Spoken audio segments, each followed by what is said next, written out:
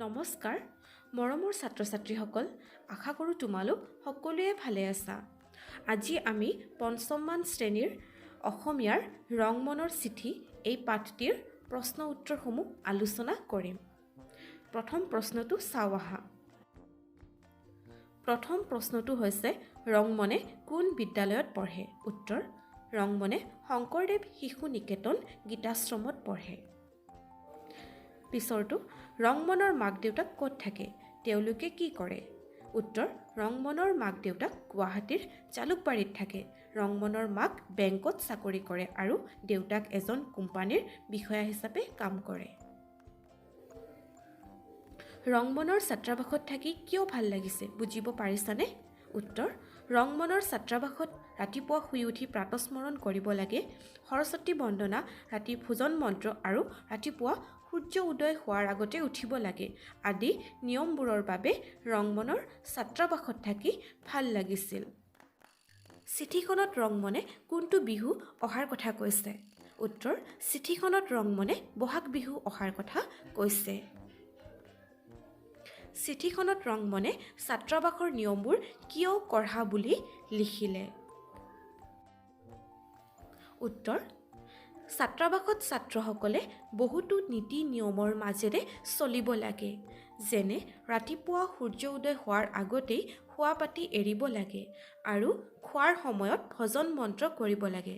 ৰাতি ভোজনৰ পিছত লাইট নুমুৱাই শুই থাকিব লাগে।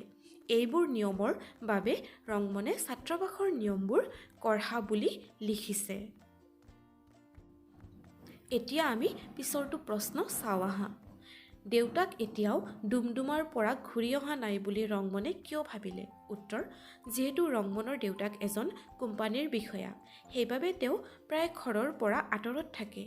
সেইকাৰণে ৰংমনে অনুমান কৰিছে দেউতাক এতিয়াও ডুমডুমাৰ পৰা ঘূৰি অহা নাই। এতিয়া আমি নেক্সট প্ৰশ্নটো আলোচনা কৰোঁ আহা। ছাত্ৰাবাসত থকা ছাত্ৰই কিহৰ বাবে টকা দিব লগা হয় জানানে? উত্তৰ ছাত্ৰাবাসত থকা খৰচ, খোৱা খৰচ আৰু কিছুমান বিভিন্ন কামৰ খৰচৰ বাবে ছাত্ৰাবাসত থকা ছাত্ৰই টকা দিবলগীয়া হয়। ছাত্ৰাবাসত থকা ছাত্ৰক এটা নিৰ্দিষ্ট বাৰতহে ফোন কৰিবলৈ দিয়া হয় বুলি ৰংমনে লিখিছে। এই নিয়মৰ কাৰণ কি বুলি ভাবা? উত্তৰ ছাত্ৰাবাসত থকা ছাত্ৰসকলক এটা নিৰ্দিষ্ট বাৰতহে ফোন কৰিবলৈ দিয়া হয়, কাৰণ সিহঁতে যাতে ভালদৰে পঢ়া শুনাত মনোনিৱেশ কৰিব পাৰে।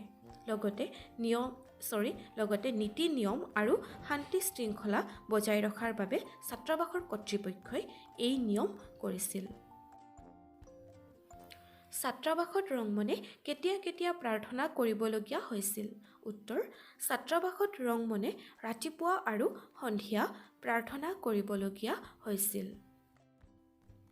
এতিয়া আমি 5 নম্বৰত দিয়া বাক্য ৰচনাবোৰ চাই লওঁ আহা।